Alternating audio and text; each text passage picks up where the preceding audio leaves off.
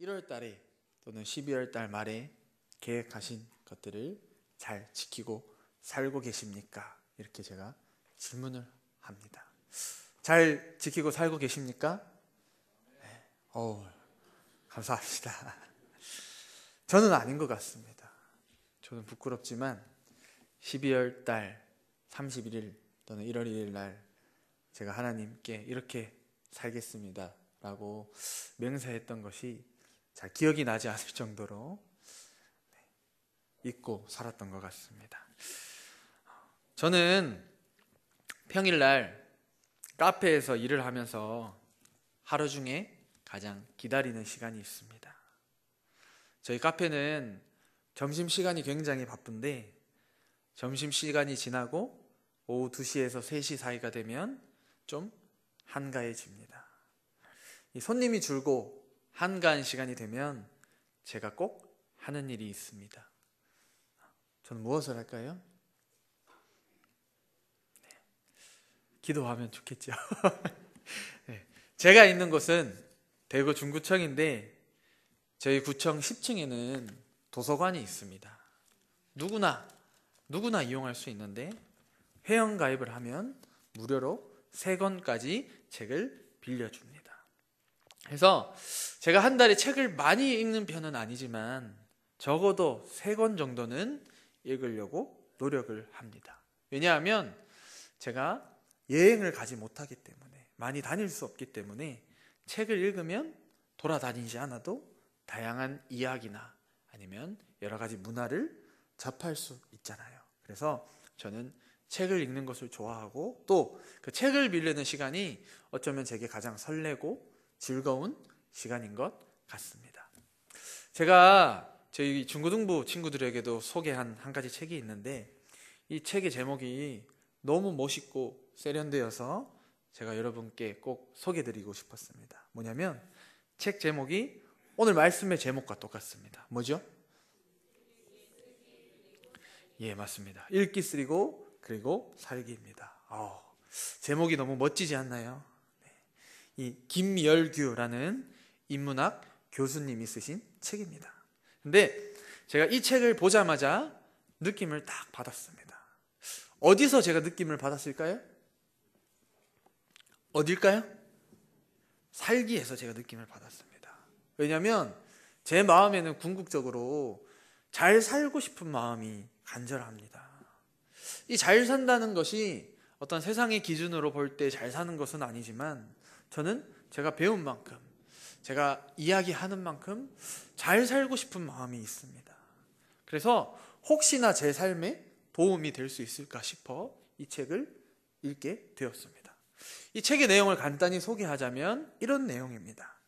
이 인간은 동물과 달리 유일하게 글을 읽고 쓸 수 있는 존재인데 이 인간은 어떤 동물보다도 신체적 능력이 떨어지지만 예를 들면 치타보다 느리고 사자보다 약한 이빨을 가지고 있으며 물고기는 아가미가 있어 숨을 쉴 수 있지만 우리는 숨을 쉴 수가 없죠.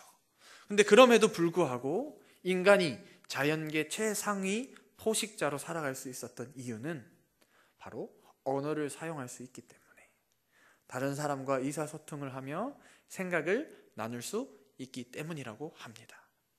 이 인간은 너무나 약하고 혼자서는 살 수 없기에 서로 공동체를 만들어서 힘을 합쳤는데 이 함께 힘을 합칠 수 있는 가장 큰 조건이 바로 읽고 쓰는 것, 언어라고 이 책은 설명하고 있습니다. 예를 들면 이런 겁니다. 우리가 몸에 영양소를 공급하기 위해서는 어떻게 하죠? 음식을 입으로 먹습니다.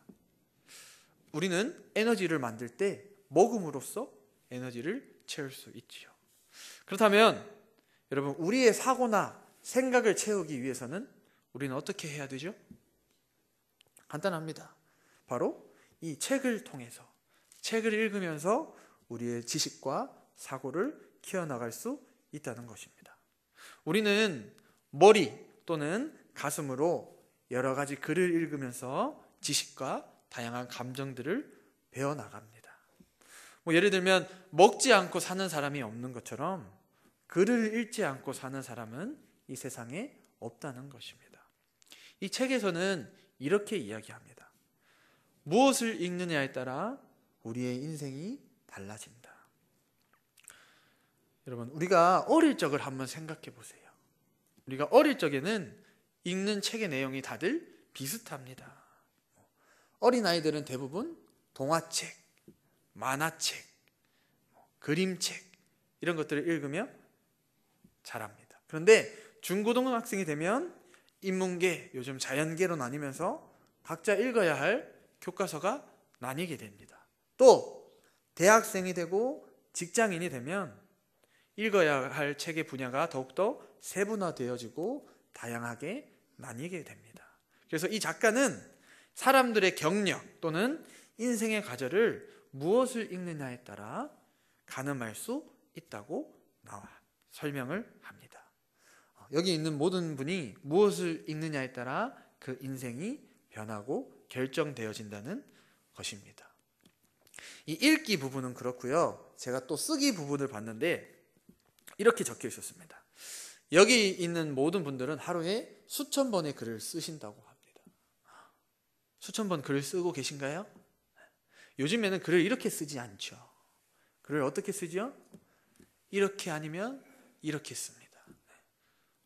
요즘은 이렇게가 아니라 이렇게 우리는 수천 번의 글을 사용하고 있다는 것입니다. 현대인들은 휴대폰이나 컴퓨터를 통해 쓰기를 합니다. 그래서 읽기와 쓰기는 우리의 삶에 떨어뜨릴 수 없는 아주 중요한 존재라는 거죠. 이 책의 작가는 인간이 인간답게 살기 위해 가장 큰 조건이 바로 읽기와 쓰기라고 설명하고 있습니다. 그런데 제가 사실 이 책의 느낌을 받은 이유는 뭐였죠? 읽기와 쓰기였나요? 살기였죠. 근데 아무리 책을 제가 봐도 살기가 있을까요? 살기는 없었습니다. 더 자세히 읽는 법, 더 글을 잘 쓰는 법 이런 건 있는데 살기가 없더라고요. 그래서 왜 책 제목을 읽기, 쓰기, 살기로 했을까 생각을 해봤습니다. 그런데 이 작가의 의도를 제가 조금 알 수 있었어요. 책을 읽고 책을 쓰다 보면 자연스럽게 내가 배운 것을 나타낼 수 있다는 거예요. 내가 읽고 쓰면, 무언가에 읽고 집중하면 그 내가 배운 것이 내 삶으로 자연스레 나오게 된다는 것입니다. 아마 이 작가는 그것을 알려주고 싶었던 것 같아요. 읽고 쓰고 살기. 여러분, 제가 이 책을 여러분께 소개해주고 싶었던 큰 이유는 이 사람을 사람답게 만드는 것이 읽고 쓰는 것이라 이야기한 것처럼 그리스도인을 그리스도인답게 만드는 것, 하나님의 자녀를 하나님의 자녀답게 살아가게 만드는 것은 읽고 쓰는 것이라고 제가 감히 말하고 싶습니다. 이 작가가 무엇을 읽느냐, 무엇을 쓰느냐에 따라 그 사람의 인생이 바뀐다고 이야기한 것처럼 우리는 이 하나님의 말씀을 읽고 씀에 따라 우리의 인생이 달라질 수 있습니다.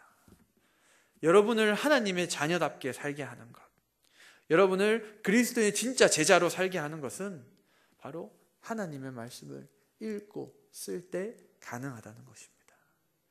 여러분, 시편 1편 1절에서 2절 말씀 다 잘 알고 계시죠? 제가 한번 읽어드리겠습니다. 복 있는 사람은 악인들의 꾀를 따르지 아니하며 죄인들의 길에 서지 아니하며 오만한 자들의 자리에 앉지 아니하고 오직 여호와의 율법을 즐거워하여 그의 율법을 주야로 묵상하는도다. 제가 거의 매일 하는 말씀인데 이 말씀을 잔소리처럼 제가 드리는 이유는 한 가지입니다. 우리가 사망의 골짜기로 빠지지 않게 인도하시는 분, 생명의 길, 의의 길로 인도하시는 분은 하나님, 바로 주의 말씀이라는 것입니다. 우리를 그리스도인답게 살게 하는 것은 다른 어떤 조건이 아니라 하나님의 말씀입니다. 이 시편 119편 49절에서 50절 말씀을 보면 이런 말씀이 있습니다. 주의 종에게 하신 말씀을 기억하소서. 주께서 내게 소망을 가지게 하셨나이다. 이 말씀은 나의 고난 중의 위로라. 주의 말씀이 나를 살리셨기 때문이니이다. 여러분, 우리 삶에 선한 것이나 우리 삶에 어떤 희망이 있습니까? 내 삶을 돌아볼 때 여러분, 제가 아까 질문했죠. 잘 살고 계십니까? 그 이유는 우리의 소망 되시는 말씀과 어쩌면 우리가 너무 멀어졌기 때문입니다. 우리를 이끄시고 우리를 바른 등불과 같이 안내하시는 분은 바로 하나님의 말씀입니다. 혹여나 우리 여러분 중에 그리스도인답게 살기를 원하신다면 지금부터라도 말씀으로 돌아가야 합니다. 읽고 쓰는 훈련을 해야 합니다. 여러분, 새로운 소망으로 살길 원하십니까? 아멘입니까? 그렇다면 말씀을 읽으세요. 우리 함께 말씀을 같이 지금 읽었으면 좋겠습니다. 느헤미야 8장 5절에서 9절까지 말씀. 짧기 때문에 우리 함께 말씀을 읽도록 하겠습니다. 5절부터 시작. 에스라가 모든 백성 위에 서서 그들 목전에 책을 펴니 책을 펼 때에 모든 백성이 일어서니라. 에스라가 위대하신 하나님 여호와를 송축하며 모든 백성이 손을 들고 아멘 아멘 하고 응답하고 몸을 굽혀 얼굴을 땅에 대고 여호와께 경배하니라. 네, 우리 7절 넘어서서 우리 8절 9절 읽도록 하겠습니다. 시작.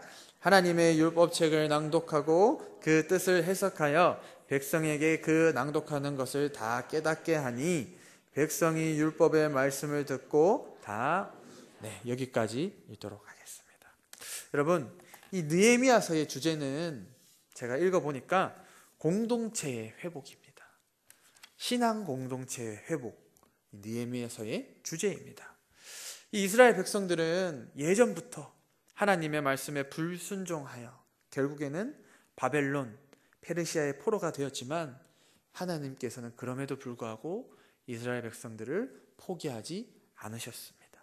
그래서 믿음을 가진 자들을 사용하시는데 느헤미야를 사용하셔서 이 백성들의 공동체성을 회복할 수 있도록 예루살렘 땅으로 느헤미야를 부르셨습니다. 이 느헤미야는 성벽을 쌓아 그 하나님 대한 마음, 백성들의 공동체성을 회복하려고 노력합니다. 그런데 이 느헤미야서를 보면 이 성벽을 쌓던 일이 쉽지 않았다는 것을 우리가 알 수 있습니다. 이 당시에는 암몬 사람들 그리고 사마리아 사람들이 근처에 있었는데 이스라엘 백성들이 성벽을 쌓으려고 할 때마다 그들을 위협하고 협박합니다. 야, 너희 성벽 쌓으면 우리가 다 무너뜨릴 거야. 우리가 밤에 몰래 찾아가서 너희를 죽일 거야. 그런데 느헤미야가 울며 하나님께 기도합니다. 하나님, 우리의 죄를 회개합니다. 우리를 지켜주십시오. 우리의 공동체를 회복시켜 주십시오. 느헤미야가 하나님을 의지하고 백성들이 느헤미야를 따라 하나님께 기도하니 이들은 약 37,000평이 되는 성벽의 크기를 무려 52일 만에 지을 수 있었다고 합니다. 굉장한 기적이지요. 그들은 밤낮으로 쉬지 않고 성벽을 쌓았는데 혹시나 적이 쳐들어올까 봐 한 손에는 칼을 들고 한 손에는 벽돌을 쌓아서 성을 만들었다고 합니다. 모두 힘들게 성벽을 완성한 것이지요. 그런데 여러분, 제가 이 말씀을 읽으며 놀랐던 것은 이들이 성벽을 쌓았다는 그 자체가 놀랐던 것이 아니라 이들이 성벽을 쌓고 난 후에 했던 행동이 저에게는 큰 도전이 되었습니다.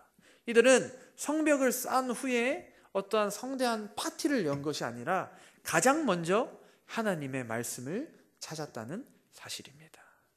이들은 아마도 힘들게 성벽을 쌓으며 한 가지를 깨달았던 것 같습니다. 그들이 하나님의 백성답게 살기 위해서는, 그들이 안전하게 보호받기 위해서는 반드시 하나님의 말씀을 따라야 한다는 사실을, 하나님의 안에 거해야만 그들이 안전하다는 사실을 그들은 아마 성벽을 쌓으면서 깨달았던 것 같습니다. 그래서 그들은 당시에 말씀 전문가, 말씀 학사였던 에스라를 초청하게 됩니다. 그리고 하나님의 말씀에 귀를 기울이게 됩니다. 우리 3절 말씀을 보면 말씀을 읽을 때에 백성들의 반응이 나오는데 3절에 보면 에스라가 율법책을 읽자 사람들이 귀를 기울입니다. 그리고 5절 말씀에 보면 책을 펼 때 모든 백성이 자리에서 일어나 경의를 표했다고 합니다. 그리고 6절 말씀에는 에스라가 하나님을 찬양하니 모든 백성들이 손을 들고 아멘으로 화답했습니다. 심지어 어떤 사람은 몸을 굽혀 얼굴에 땅을 대고 경배를 합니다. 여러분, 몸을 땅에 엎드려서 얼굴을 땅에 대고 경배하는 것은 보통 왕이 찾아왔을 때, 왕이 방문했을 때나 그렇게 예의를 갖추곤 합니다. 그런데 이들은 하나님의 말씀 앞에서 그렇게 자신이 할 수 있는 최선의 표현을 다해 맞이한 것입니다. 온 힘을 다해서 말씀을 맞이했습니다. 그들에게 하나님의 말씀은 그냥 종이에 적힌 글이 아니라 그 자리에 함께 하시는 살아있는 하나님의 말씀이었습니다. 그들은 간절한 마음으로 자신의 삶의 변화를 기대하며 말씀을 사모했습니다. 하나님, 말씀으로 우리를 변화시켜 주십시오. 우리를 용서해 주십시오. 그들이 최선을 다해 말씀을 맞이하자 그들에게 놀라운 일이 일어났습니다. 어쩌면 성벽을 쌓는 것보다 더 중요한 일들이 그들에게 일어났습니다. 무엇이냐면 모든 백성이 하나님의 말씀을 듣고 울기 시작한 것입니다. 그냥 우는 것이 아니라 자신들의 죄를 그들은 깨닫기 시작한 겁니다. 이들은 말씀을 듣고 회개하기 시작했습니다. 자신들의 그동안 불순종한 모습, 추악한 모습을 부끄러워하게 되었습니다. 그리고 하나님의 심판하심을 두려워하였습니다. 그렇지만 다시 감사하게 되었습니다. 하나님이 우리를 포기하지 않으셨다는 그 은혜에. 그리고 마지막으로 그들은 결단합니다. 이제는 내가 다시 예전 모습으로 돌아가지 않겠어. 이제는 내가 하나님의 말씀에 순종하며 살리. 여러분, 이 백성들은 하나님의 말씀에 최선을 다하니 이들이 변화되기 시작했습니다. 이들 억지로가 아니라 이들 스스로 하나님을 예배하고 찬양하며 말씀에 순종하였습니다. 이 느헤미야를 보면 하나님의 말씀에 진짜 회복과 능력이 있다는 사실을 우리는 알 수 있습니다. 이들이 예전에는 이방 민족 때문에 두려워하고 낙심하고 절망했지만 이들은 이 다음부터는 두려워하지 않습니다. 왜냐하면 이 말씀을 통해 살아계시는 하나님이 나와 함께 하신다는 사실을, 나를 지키신다는 사실을 이들은 깨달았기 때문입니다. 여러분, 제가 다시 한번 질문하겠습니다. 여러분, 한 주간 잘 살고 계십니까? 매일 어찌 보면 내 삶이 매일 같은 죄 때문에 되풀이되고 실망하진 않습니까? 나의 약한 모습 때문에 내가 좌절하고 포기하진 않으십니까? 그러면 여러분, 말씀으로 돌아가야 합니다. 우리가 이 말씀을 읽고 묵상해야 됩니다. 이 회개는 그냥 일어나는 것이 아닙니다. 이 백성들이 말씀 앞에 무릎을 꿇고 입을 맞추고 최선을 다한 것처럼 여러분, 그런 마음이 여러분께 마음 안에 존재하십니까? 우리도 하나님의 말씀을 볼 때 내가 머리를 조아리며 땅에 무릎을 꿇는 마음으로 최선을 다해 말씀을 받아들여야 합니다. 그래야만 우리 안에 진정한 회개가 일어나는 것입니다.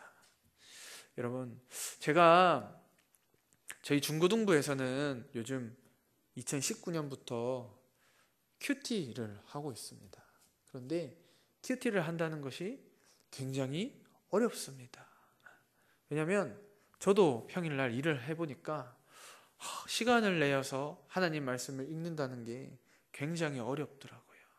그렇지만 우리는 날마다 억지로라도 말씀으로 나아가려고 합니다. 왜냐하면 우리를 변화시키시는 것은 하나님의 말씀이 내 마음에 심겨질 때 가능하다는 것을 우리는 알고 있기 때문입니다. 여러분, 제가 큐티를 하면서 마태복음 20장 포도원의 품꾼 이야기 다들 아시나요? 이 말씀을 읽다가 너무 이해가 안 되고 어려웠습니다. 그래서 사실은 제가 이 말씀을 전하고 싶었는데 제가 이해가 안 돼서 전할 수가 없더라고요. 이 16절, 마태복음 20장 16절 말씀을 보면 이런 말씀이 있습니다. 이와 같이 나중된 자로서 먼저 되고 먼저 된 자로서 나중되리라. 아니, 도대체 이게 무슨 말인지, 먼저 오라는 것인가, 나중에 오라는 것인가? 잘 이해가 되지 않았습니다. 먼저 온 사람이 나중 온 사람과 같은 취급을 당하면 이것은 불합리한 것이 아닌가, 제 안에 이런 마음이 많이 들었습니다. 그런데 오늘 중고등부 시간에 예배를 시작하는데 하나님께서 깨달을 수 있는 마음을 주시더라고요. 오늘 오랜만에, 정말 오랜만에 아동부 예배 때 참석하고 이제 중고등부가 되었던 한 친구가 예배에 참석했는데 너무 오랜만이라서 제가 너무 반가웠습니다. 그런데 아무도 이제 다른 친구들이 그 친구들을 반겨주지 않더라고요. 근데 저는 그 친구가 너무 좋고 너무 사랑스러운 마음이 들어서 그 친구를 좀 안아주고 싶었습니다. 그런데 그때 이 말씀이 생각이 났어요. 나중 된 자로서 먼저 되고 먼저 된 자로서 나중 되리라. 어쩌면 이 하나님의 말씀은 먼저 온 자, 나중 온 자가 중요한 것이 아니라 모두 동일하게 하나님께서 사랑하고 계시다는 그 마음을 어쩌면 우리에게 알려주시고 싶었던 것 같아요. 제가 그 친구를 바라보니 교회를 오래 다닌 친구, 또는 한 2년 다닌 친구, 그리고 그 친구나 똑같이 사랑하는 마음이 제 안에 들더라고요. 제가 오늘 알았습니다. 하나님께서 이런 마음이구나. 모두를 동일하게 사랑하시는구나. 모두 하나님 앞에 너무 소중하구나. 제가 그래서 앞으로는 새로운 친구 또는 하나님 앞에서 적응하지 못하는 사람에게 더욱더 잘해야 되겠다, 더욱더 섬겨야 되겠다라는 마음이 들었습니다. 제가 이 말씀을 읽지 않았으면 그러한 마음은 일어나지 않았겠죠. 제가 결단하지 않았겠죠. 여러분이 살지 못하는 것은, 여러분이 결단하지 못하는 것은 어쩌면 하나님의 말씀을 멀리했기 때문입니다. 여러분, 우리 알지 않습니까? 내가 너무나 연약하고 내가 넘어지고 금방 어떤 유혹에도 흔들린다는 사실을. 그렇다면 말씀으로 돌아가야죠. 이스라엘 백성들이 성벽을 쌓으며 흔들리지 않았던 것처럼, 어떠한 유혹에도 단단히 서 있을 수 있었던 것처럼 우리 또한 하나님의 말씀을 붙잡아야죠. 여러분, 읽고 쓰셔야 됩니다. 읽고 쓰시지 않더라도 고민을 하셔야 됩니다. 하나님의 말씀이 나에게 어떤 의미가 있는지, 하나님이 나에게 어떤 마음을 가지고 계신지. 읽고 쓰지 않으면 어떠한 일도 여러분께 일어나지 않습니다. 여러분, 저는 우리 사랑하는 지자교회 공동체가 다시 회복되었으면 좋겠습니다. 하나님께서 느헤미야 공동체를 포기하지 않으시고 회복시키신 것처럼 우리 지자교회 또한 하나님 안에서 회복되었으면 좋겠습니다. 여러분, 그 회복은요, 하나님의 말씀으로 돌아갈 때 이루어집니다. 우리가 날마다 하나님의 말씀을 의지하고 붙잡을 때, 고민하고 씨름하고 기도할 때 우리 안에 진정한 회복이 일어납니다. 주님께서 그 읽고 쓴 자에게 그 하나님의 마음을 알려주실 것입니다. 사랑하는 여러분, 올 한 해는 우리가 말씀으로 돌아가는 그러한 한 해가 되었으면 좋겠습니다. 여러분이 회복되는 한 해가 되었으면 좋겠습니다.